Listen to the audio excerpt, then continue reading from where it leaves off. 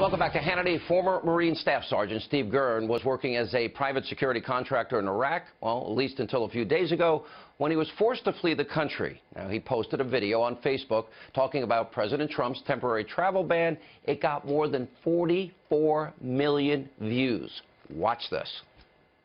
I'm currently in Iraq, which is one of the countries that were on the list. And there's been a lot of discussion about the executive order. Obviously, in the United States, there's lots going on. And over here, there's a lot going on as well. Just a lot of things you all don't see.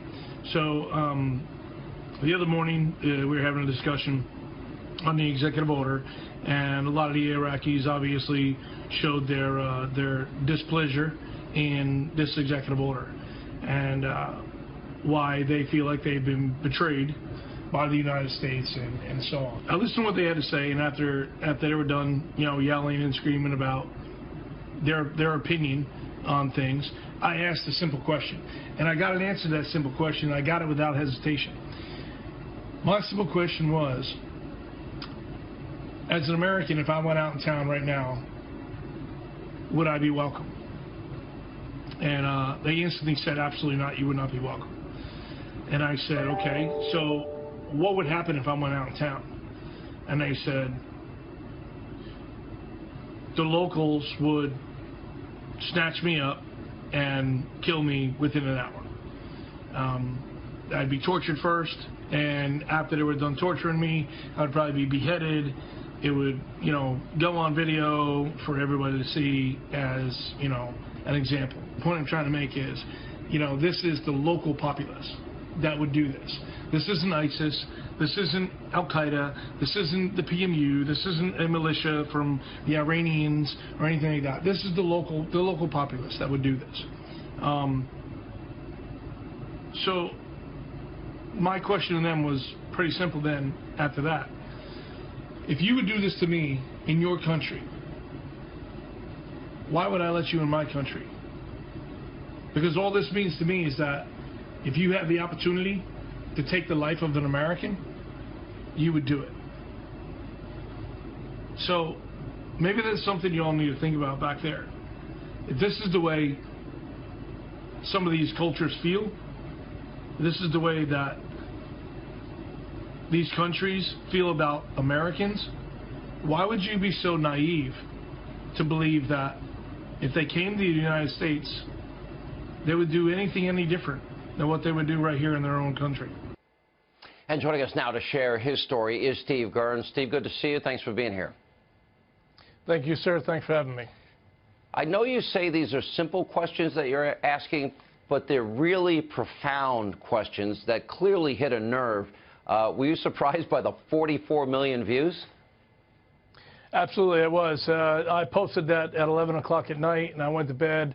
I got up at 05 the next morning to get ready for mission. I was told that it had hit 1.1 million at that time. I didn't think anything of it. I kind of laughed it off, and I went out on mission, got my weapons, and came back from mission, put my weapons up, and was figuring about that time it was around 5 million views, and I was expecting, obviously, a call on the radio to make it to the office. And I shortly after got that call. All right, so you were advised this had gone so viral and people now know what you look like. You were sent home. Is there any chance you get to ever go back? I don't know what the intentions are of the company I'm currently working for or employed by. I do know that I was removed, obviously, for safety issues. So I do not know exactly where we're going to go from here. All right. Look, I guess what's so frustrating about this is, to me, it's a very simple equation. We're not saying that you can't come to America. We're saying that we need to check you out. What really bothers me deep down inside is when all our top intelligence officials are telling us that ISIS will infiltrate the refugee population. Well, ISIS may be evil, but that doesn't mean they're stupid. And I got to imagine that they would train people to withstand whatever questioning would come their way. How do you ever positively ascertain what is in somebody's heart if they want to come to America, if they want to come here for freedom, or they want to come here to proselytize, or they want to come here to hurt Americans and blow up a school or a mall or whatever?